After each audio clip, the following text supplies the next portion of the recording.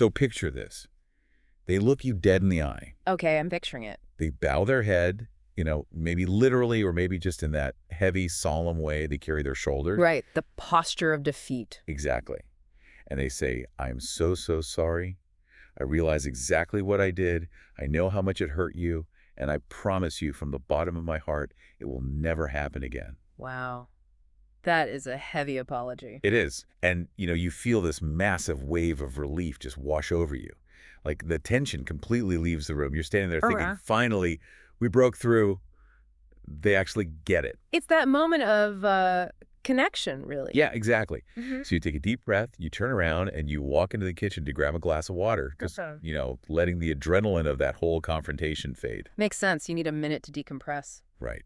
And then 5 minutes go by. Yeah. Literally 5 minutes. You walk back into the living room, ready to start fresh. And let me guess. Oh, you know what's coming.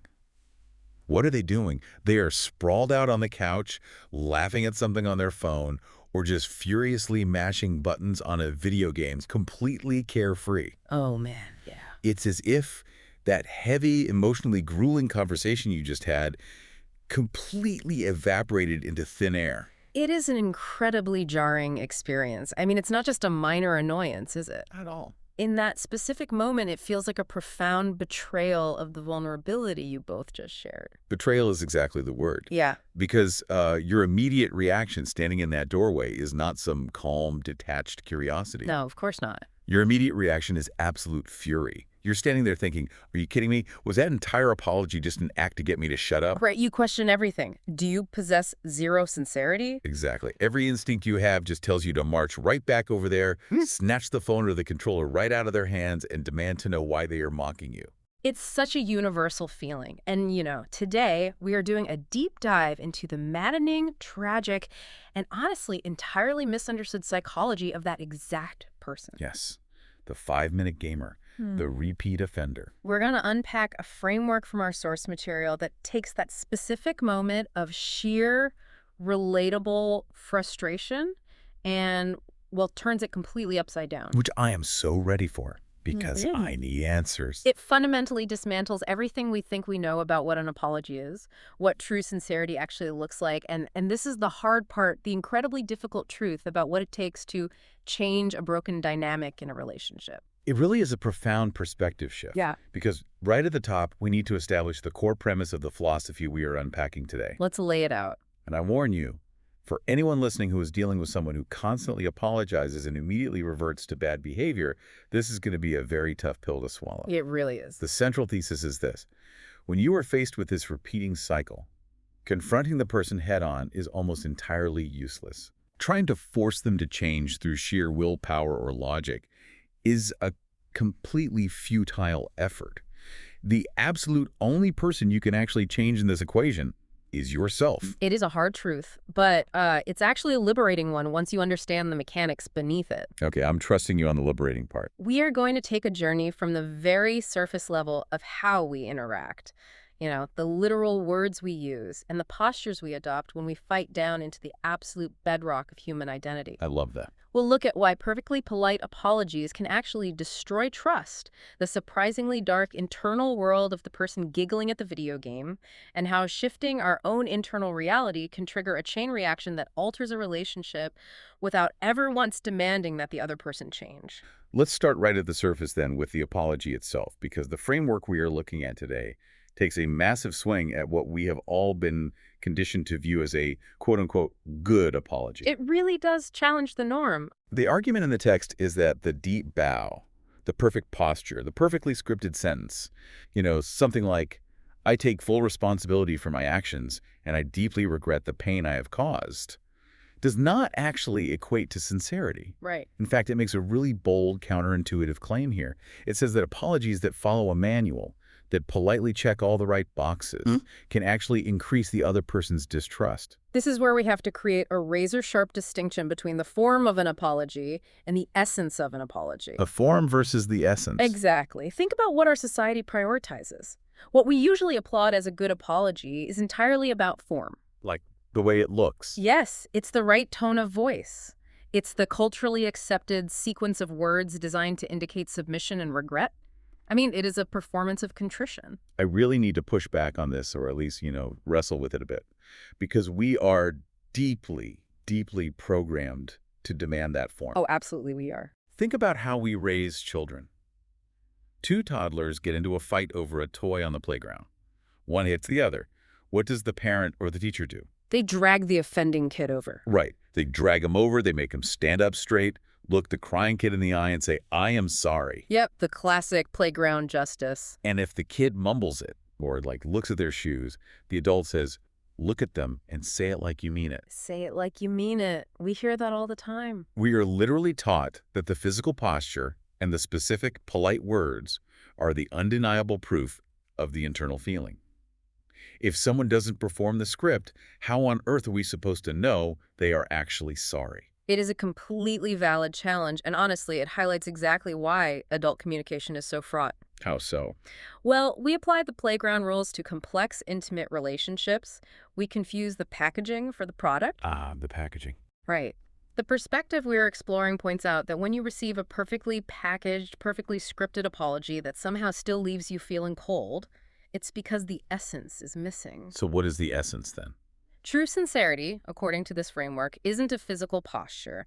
It must come naturally, organically from the inside. Okay. It is the raw, unadorned transmission of exactly how one feels and thinks without dressing it up in polite conventions to make it palatable.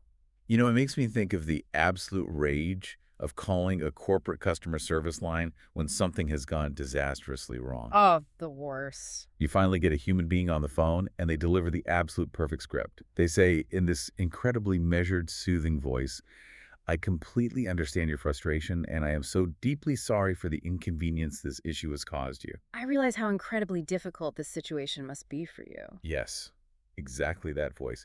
It is flawlessly polite. It checks every single box of a formal apology.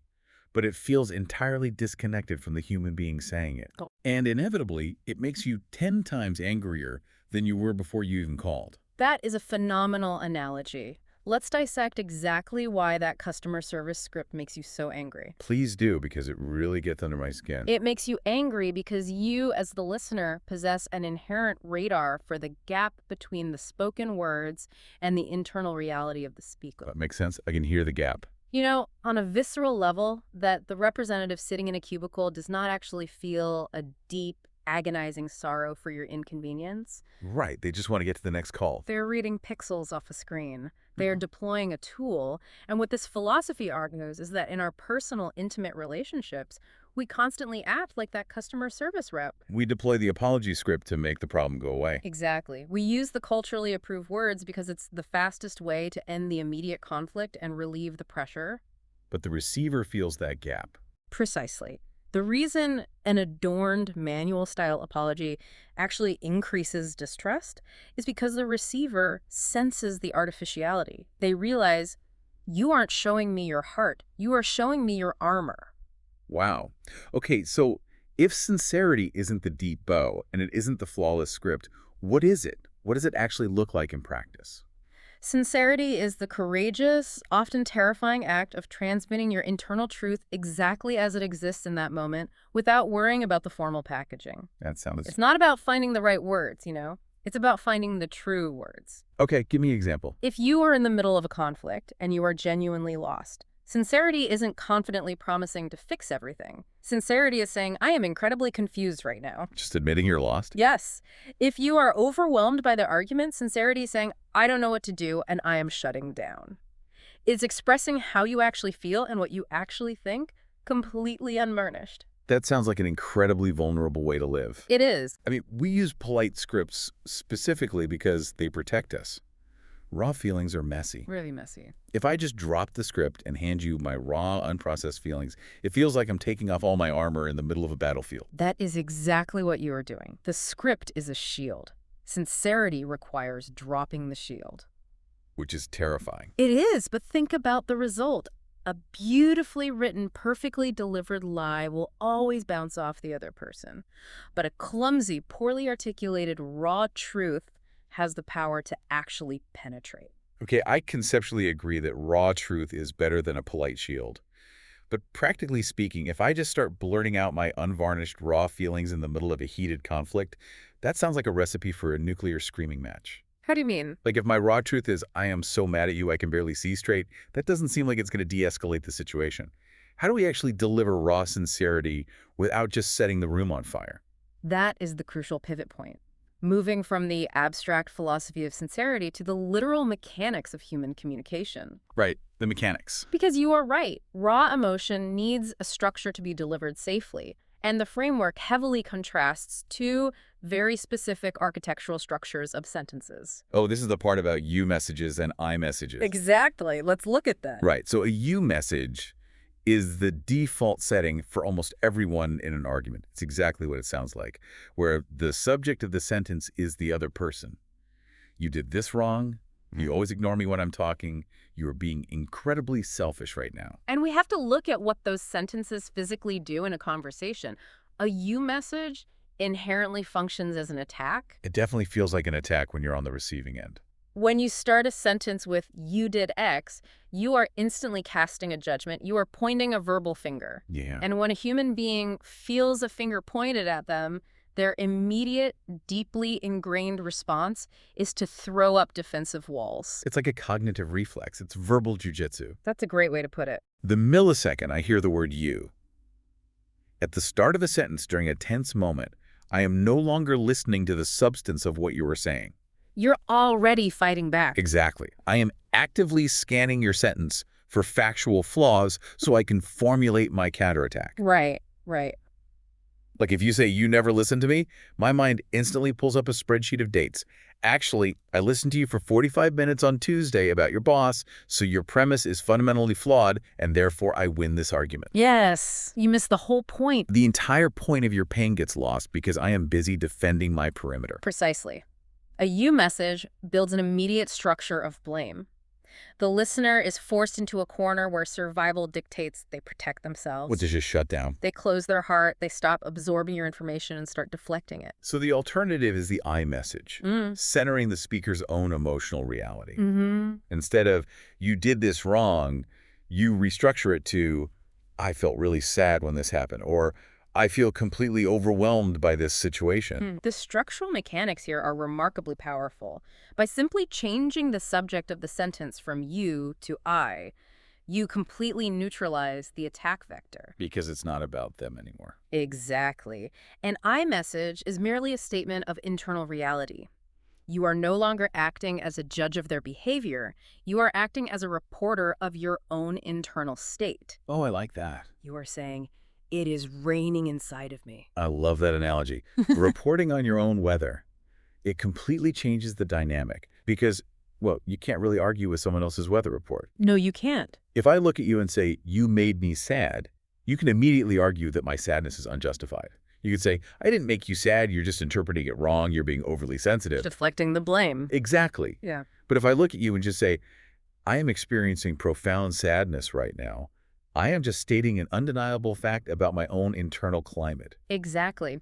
Because an I message doesn't contain a hidden attack, the listener does not feel the reflex to raise their defensive walls. Because there's nothing to defend against. Exactly. The message is vastly easier to absorb. It enters the listener's awareness without triggering that immediate urge to counterattack. They can just hear your pain.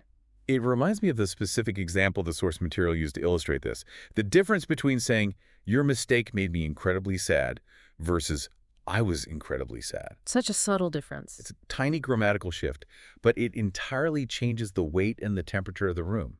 It takes the boiling heat out of the conflict. It really does. It transforms the dynamic from a courtroom where one person is prosecuting the other into a shared observation of a feeling.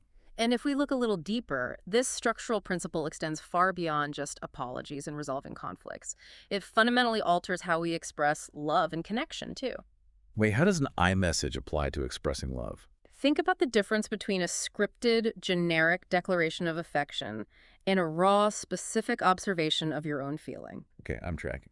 We often use scripts for love just as much as we use them for apologies. We say lines that sound like they were lifted from a greeting card or romantic comedy. Right, like you complete me. Exactly. They are pretty, but they are formal. Unscripted courage moves the heart, not rehearsed lines. So what's the unscripted version? If you use an I message to vulnerably state exactly how you feel, saying something like, I feel this overwhelming sense of peace when I just sit in the same room as you, it carries that unadorned, raw sincerity. Oh, wow. Yeah, that hits way different. It bypasses the cliches and hits the other person directly. Okay, let's pull all of this together and apply it back to our opening scenario. The frustrating 5-minute gamer. Let's do it. Let's say we do everything right. We drop the polite scripts, we don't demand a deep bow, we manage our own emotions, and we use flawless I messages. Or perfect execution. Right. We walk into the room and we say, I felt incredibly disrespected and hurt when that boundary was crossed. We report our weather perfectly, and the other person listens. Their walls are down. Their defensive walls stay down. They look at us, and they offer a genuinely raw, unscripted apology. They drop their armor. We connect. It is a beautiful moment of sincere communication. That was great. And then we go to the kitchen. We come back 5 minutes later, and they are back on the couch, mashing buttons on the video game, acting like nothing happened. The dreaded 5-minute revert. Yes, we did all the communication tricks right, and we are right back at square one.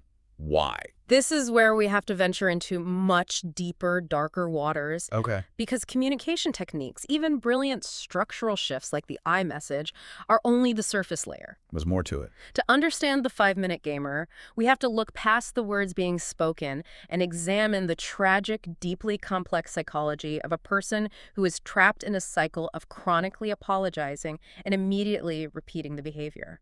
This is the part of the framework that completely upended my understanding of human behavior, because there's a shocking revelation about what is actually happening in their head during that apology.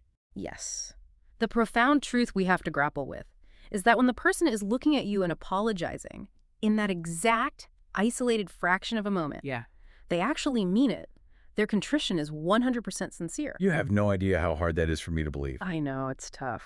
When I see someone laughing at a screen 5 minutes after a tearful apology, my entire lived reality, my entire logical brain, tells me the apology was a complete fabrication. Of course it does. It was a manipulative tactic deployed solely to get me to leave the room so they could get back to their game. It is entirely rational and completely human for you to interpret it that way. The evidence of your eyes suggests manipulation. Absolutely. But if we dig beneath the surface, we find a much more tragic reality. In that fleeting moment of the apology, the sorrow is real, but it is incredibly, devastatingly fragile. Fragile how? Because almost immediately after the apology is delivered, a massive, invisible flood of past emotions washes over them. What kind of past emotions are we talking about here? We are talking about the profound echoes of a lonely history. We are talking about the resurfacing of memories of having no one to gently correct them when they were young, of experiencing deep abandonment, or of growing up in an environment entirely devoid of unconditional support. Oh, wow.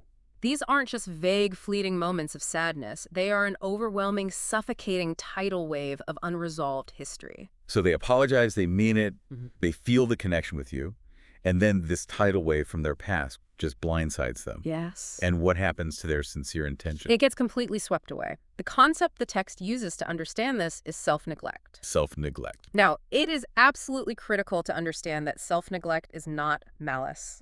It is not a calculated Machiavellian plan to disrespect you or assert dominance. Okay, so it's not on purpose. Right. It is a state of being where a person is so deeply accustomed to treating themselves poorly or being treated as worthless by the people who are supposed to care for them that a fundamental capacity has simply never been developed. What capacity? The capacity to hold an internal anchor. The capacity to align their sincere intentions with their subsequent actions over time. Wait, explain that a bit more. Think of it this way. When we think of self-control, we usually conceptualize it as a muscle, right? Sure, like flexing your willpower. We assume everyone has this muscle, and when someone fails to exercise self-control, we assume they are just choosing to be lazy or defiant. Right, like they're just not trying hard enough. But for a person trapped in deep self-neglect, that muscle doesn't exist. It was never built. Oh, wow. They are adrift in an ocean of their own unresolved emotional history. They literally do not possess the internal infrastructure required to maintain the good behavior they promised you 5 minutes ago. So, if I'm understanding this correctly, you're telling me that the person giggling at the video game is not sitting there thinking, haha, I really pulled one over on them. I am a genius manipulator. No, they aren't. You're telling me they are actually drowning in a wave of past loneliness, and the video game is just a life raft? That is the tragedy at the core of this behavior. The giggling, the apparent callous indifference, the absolute refusal to sit in the gravity of the situation. It isn't a sign of malicious triumph. It's just a distraction. It is almost always a frantic coping mechanism. It is a distraction from the overwhelming flood of negative emotions and the crushing weight of their own inability to do better. Definitely. They retreat into the bright lights and the instant gratification of the game because they lack the emotional tools to sit with the discomfort of the conflict and their own failure. This requires an absolutely massive shift in empathy. Massive. It completely reframes the entire dynamic. It shifts the person on the couch from an intentional villain committing an act of deliberate disrespect to a deeply unmoored individual acting out of emotional helplessness. Yes. It's heartbreaking. Instead of being furious at a master manipulator, you are suddenly looking at someone who is fundamentally lost at sea. It is a paradigm shift, and we must be very careful here. Understanding this does not excuse the bad behavior. Right, that's important to state. The broken promises and the repetitive mistakes are still actively harming the relationship. Your pain as the recipient of that behavior is still valid. Thank goodness, because it still hurts. Absolutely. But this understanding changes why the behavior is happening, which means it completely dictates how we must respond to it if we actually want it to stop. Because our normal response isn't working. Exactly. Ah, If you treat deep structural helplessness as if it were calculated malice, your response will fail 100% of the time. which brings us to the inevitable grinding cycle of this dynamic. Because what usually Their happens, cycle repeats. they make a mistake. They sincerely apologize. The tidal wave of self-neglect washes over them. They lose their internal anchor. They retreat into a coping mechanism and repeat the bad behavior. Yep, the script plays out. And then we walk into the room, see the behavior, get furious, and we confront them again, over and over and over. What happens to a person when they live inside that cycle for years? When that cycle repeats enough times, it stops being a series of isolated behavioral failures. It metastasizes. Metastasizes, like it spreads. Yes, it hardens into something much more permanent and much more difficult to uproot. It becomes an identity. Let's unpack that, because this is where the psychology gets incredibly heavy. Yeah. When you say it becomes an identity, what do they actually start believing about themselves? Through the endless, grinding repetition of failing, being furiously scolded by others, and helplessly apologizing, the person internalizes a deeply dark, fundamental belief about who they are at their core. And what is that belief? They begin to feel simply and absolutely, I am someone who gets scolded. That is incredibly bleak. It stops being about their actions like, I am a person who made a mistake, It and didn't. becomes about their essence. I am a mistake. Precisely. And the continuous accumulation of this powerlessness, this relentless confirmation that they are fundamentally flawed, has a catastrophic effect on their psyche. It just crushes them. It utterly destroys their will to even try to maintain good behavior. Think about it logically from within their dark framework. If your core, unchangeable identity is the person who always messes up and gets scolded, then trying to be good feels deeply unnatural. It's like fighting gravity. It feels like wearing an ill-fitting costume. It feels impossible. It's a massive, identity-level, self-fulfilling prophecy. Exactly what it is. If I wake up every morning and look in the mirror and believe I am destined to fail and destined to disappoint the people I love and destined to be yelled at, why on earth would I expend the agonizing, massive amount of emotional energy required to try and succeed, only to inevitably fail anyway? You wouldn't. It's almost more efficient to just fail immediately. Let's just get to the yelling part so I don't have to suffer the anxiety of waiting for it. You have hit on the exact mechanism of this despair. And it is crucial to recognize how this despair manifests in the real world, because people trapped in this identity do not walk around articulating it clearly. They aren't self-reporting this. Right. They don't sit you down over coffee and say, I am currently experiencing profound despair and have given up on myself. So how does it show up? Because to the outside world, it just looks like they don't care at all. It manifests as impassioned, repetitive, seemingly senseless negative actions. The constant acting out, the brazenly broken promises, the immediate return to the video game. These aren't calculated insults directed at you. They're symptoms. Yes. They are the physical, behavioral expressions of an internal despair that has no words. The giggling on the couch is a symptom of the despair. The visual metaphor the text uses to explain this is incredibly poignant. Dealing with a person in this state of self-neglect is like dealing with a deeply wounded child who is entirely trapped inside an adult's body. A wounded child inside an adult's body. That completely shatters the illusion of the confrontational dynamic. When you look at the person on the couch through that lens, everything changes. If we pull back and look at the bigger picture of how we usually react to this, the tragedy compounds. Think about our natural response when someone repeats a mistake.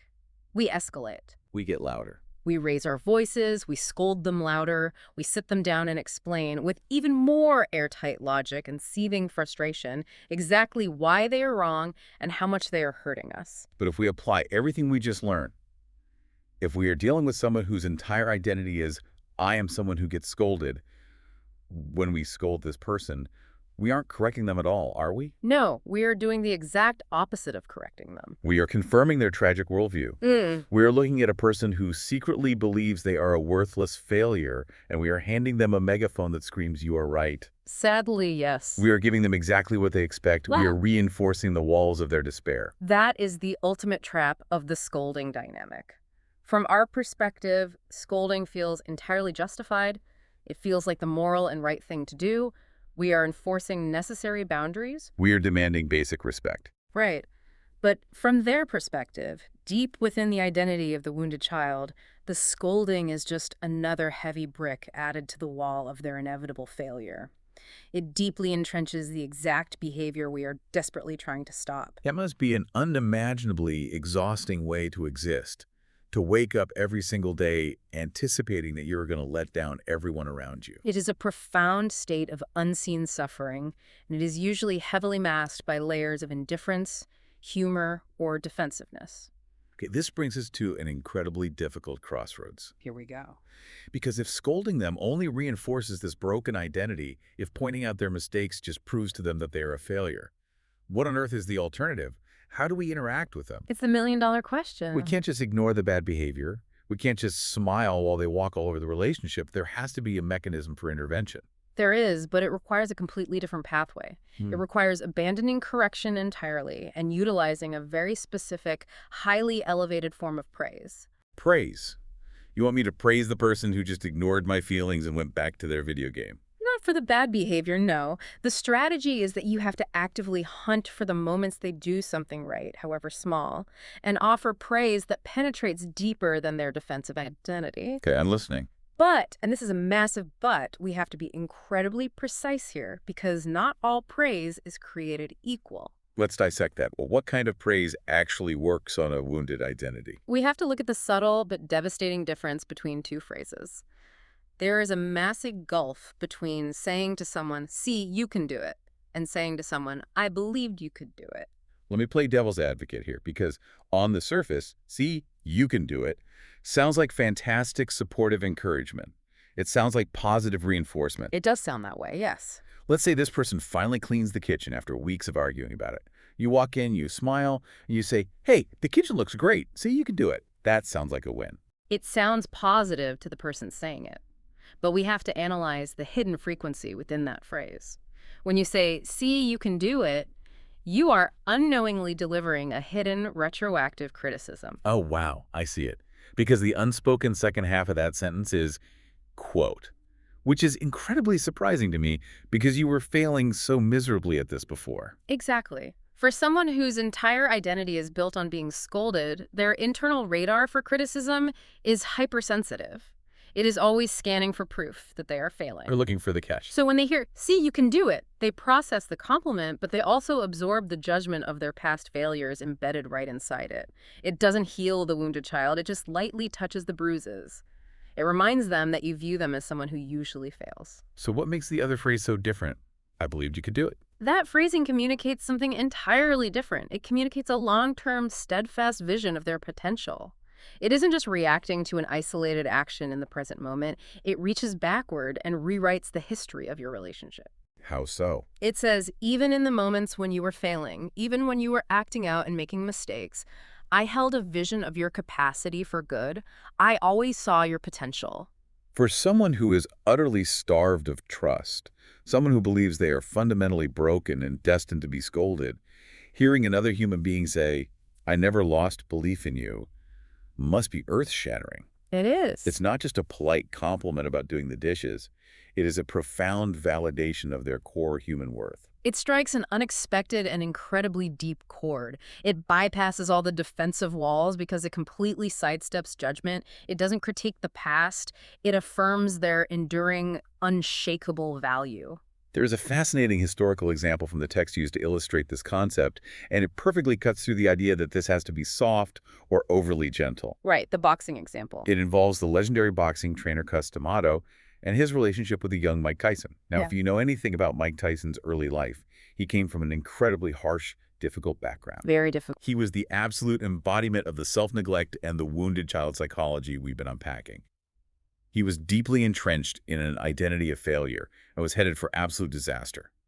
And then he crosses paths with Cus D'Amato. And it is vital to point out that Customato was not a therapist. He was not a gentle, refined figure speaking in soft, carefully crafted psychological terms. Right. He was a gruff, old-school boxing trainer. He was rough around the edges. But the lesson here is that perfect, polished words are completely unnecessary. The essence of Donato's method was that beneath his rough, unpolished exterior, his words contained the undeniable, pure core message of, I see you, and I possess an unwavering belief in your potential. He saw past the behavior. He looked at a kid whom the entire world and the kid himself had written off as a complete failure, a magnet for scolding and punishment, and D'Amato communicated a steadfast, unshakable trust. That is such a liberating concept. It means we don't all need to sound like Zen masters or highly trained psychologists to heal the dynamics in our lives. Definitely not. Rough, unadorned, clumsy words work perfectly well, as long as the internal reality of the speaker is genuinely anchored in deep trust. If the wounded child inside the other person hears the frequency of, I truly see you, the delivery mechanism doesn't need to be wrapped in a bow. That is the ultimate beauty of sincerity. Sincerity never demands eloquence. It only demands truth. Okay, but I have to bring us back to reality for a second. Because delivering that kind of profound, Cus D'Amato level trust isn't just a neat conversational trick you can pull out of your back pocket. No, it's not a trick. If I'm standing in the living room, furiously angry at the person playing the video game, dealing with all the resentment of their broken promises, I cannot just magically summon a deep, steadfast belief in their pure potential. You absolutely cannot, and the framework fully agrees with you. It insists that you cannot fake this kind of praise. You cannot read I believed in you off a script if you do not actually deep down believe in them. So what do we do? To speak with that level of transformative power, we are forced to turn the mirror entirely onto our own lives first. Which brings us full circle to the very premise we started with. The liberating, yet incredibly difficult truth. You cannot change other people. You can only change yourself. It is the fundamental law of human dynamics within this perspective. Trying to force someone to understand your point of view, trying to force them to change their behavior through your sheer willpower, logic, or anger is an exhausting and almost entirely futile endeavor. But the crucial point is that giving up the attempt to change them doesn't mean giving up on the relationship. It says that while you cannot change them, changing yourself actually triggers a chain reaction in the real world. Yes, there is a very precise sequence of events that unfolds. Let's break down the mechanics of this ripple effect. Step 1. Step 1. You focus entirely inward. Your own words and actions change. You stop the cycle of scolding.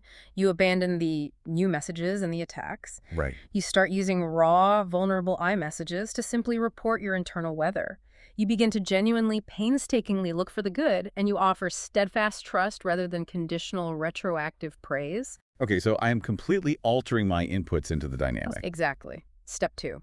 When your inputs fundamentally change, the other person's reaction must, by the laws of dynamics, inevitably change. How? If they are bracing for a furious scolding and instead they receive a calm I message about your sadness, their defensive walls have nothing to push against. They don't need to go up. Right, the threat is gone. If they expect failure and instead receive a moment of deep, unshakable trust, the wounded child is completely disarmed. Step 3, when their reaction changes, the atmosphere of the room changes. The tension dissolves.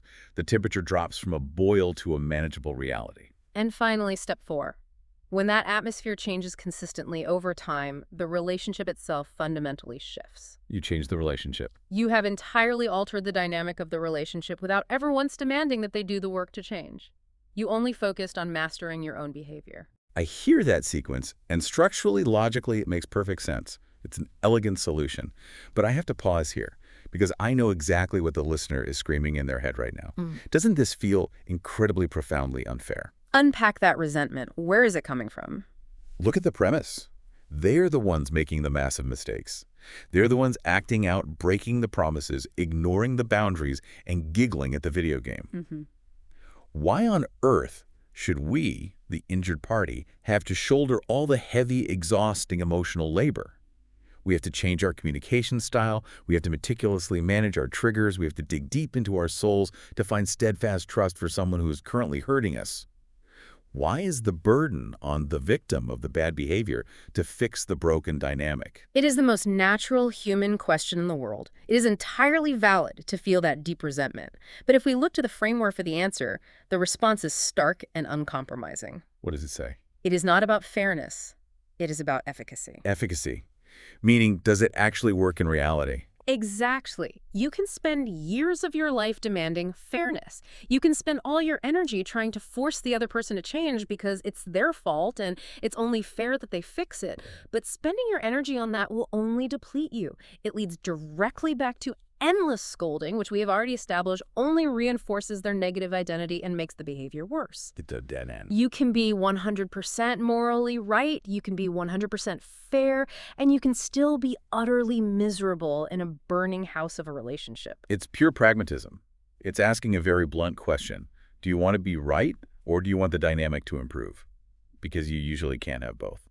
Recognizing that you can only change yourself is not a burden. It is framed here as the ultimate relief. A relief. It frees you from the impossible, maddening, exhausting task of trying to steer someone else's internal ship. You cannot control their vessel. You can only change the currents of the water by moving your own. You reclaim your own agency. So to be the catalyst for this chain reaction, Mm. to initiate this ripple effect, we have to deeply change ourselves. Yes. But there's one final crucial layer to this. Right. Yeah, there is. We can't just adopt iMessages and I believe in you as clever new communication life hacks. We can't just slap a new coat of paint on our behavior. No. Strategy without a solid foundation is just a new, more sophisticated type of polite script. The foundation required to actually make these changes permanent and powerful is absolute sincerity with oneself. Which brings us to our final realization. Yeah. The weight of internal sincerity. We started this whole deep dive talking about how to be sincere when apologizing to others. But the true bedrock foundation of sincerity isn't outward-facing at all. It is entirely internal. The perspective we're exploring is incredibly clear on this point. Internal sincerity isn't some mystical, abstract state of enlightenment. Yeah. It is built through the simple, unglamorous, often invisible, daily accumulation of keeping promises to yourself. What does that actually look like in the quiet moments of life? It means turning your messy internal feelings into honest, articulate words within your own mind, even when absolutely no one else is listening. Being honest with yourself. It means that if you tell yourself you are going to wake up and do a task, you do it. It means if you know a certain habit is bad for you, you genuinely stop. It means meticulously matching your own private words with your own private actions. It's about personal integrity. Not as some moral high ground to judge others from, but as a structural reality of your own existence. If my words and my actions consistently match in the privacy of my own life, then my words start to carry a completely different quality when I speak to others. The concept used to describe this is fascinating. It explores the idea that if a person lacks internal sincerity, if they constantly lie to themselves, if they break promises to themselves, or if they conveniently ignore their own true feelings, then their words become hollow. Empty words. Even their most polite apologies, or their most perfectly crafted praise, will be subconsciously felt as flimsy and empty by the people around them. Because humans are incredibly attuned to discrepancy. Yeah. We can smell when someone isn't anchored. Exactly. Conversely, a person who lives in a way where they can truly look at their daily choices and say, I am living honestly, this is the right path for me, possesses a specific thickness to their words. They carry a heavy weight. Thickness. I love that imagery. When someone with profound internal sincerity speaks, their words aren't flimsy shells. They are dense. They have massive gravity. Like Customato. Yes. When Customato looked at a troubled kid and said, I believe in you, it had earth-shattering weight because D'Amato lived his own life with absolute, uncompromising internal conviction. He wasn't faking it. When your words have that thickness, they don't ever need to be polished. The sheer weight of the lived truth behind the words is what effortlessly penetrates the other person's defensive walls. And this connects all the way back to the very first moment of our deep dive. Think about standing in the doorway, staring at the 5-minute gamer on the couch. The moment of absolute frustration. The reason our previous attempts to confront them, or demand apologies, or scold them failed it isn't just because we used the wrong communication techniques. It isn't just because we accidentally used you messages instead of I messages. What is the deeper reason they ignore us? Perhaps they ignore us because our words lack the undeniable weight of someone who is entirely secure in their own way of living. That's a powerful thought. If we walk into that room frantic, if we are desperate to control them, to soothe our own anxiety, if we are deeply insecure about the state of the relationship, our words are thin, they are reactive, they blow away in the wind. Right. But if we approach that incredibly frustrating situation, anchored entirely in our own internal sincerity, knowing deeply that we are living truly and honestly, our mere presence changes the gravity of the room. You cease to be a frantic participant in their chaotic cycle of self-neglect, and you become an immovable object of truth. The ultimate takeaway here is that meticulously establishing your own way of living, tuning your own internal compass so you can honestly say, I am living as I should, is the absolute most fundamental preparation you can make for interacting with anyone else. It is profound. The ultimate key to dealing with someone else's broken behavior is to quietly, meticulously repair and align your own internal life. It is the final shift from an outward focus to an inward focus. Okay, let's take a breath and look back at the incredible journey we just took. We started with the sheer blinding frustration of the empty apology. The deeply bowed head that meant nothing. We examined the difference between the polite form and the raw essence, realizing that society's perfect scripts often just build higher walls of distrust. We then explored the unseen, tragic psychology of the repeat offender.